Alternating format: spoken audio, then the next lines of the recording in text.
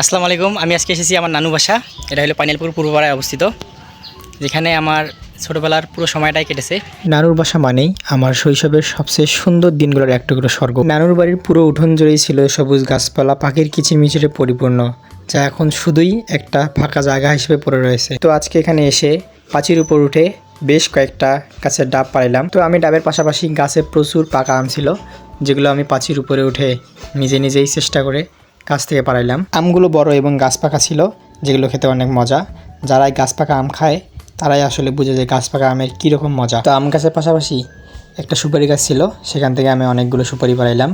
সুপারি পাড়াইতে অনেক কষ্ট করতে হয়েছে, কেননা সুপারি গাছ যেহেতু উঠতে পারি না, সেহেতু একটা গাছের সাহায্যে সুপারি গাছে উঠছিলাম। অবশেষে অনেক কষ্টের পর আমি সব কিছুই রেডি করে একটা ব্যাগে করে বাসায় নিয়ে চলে আসলাম।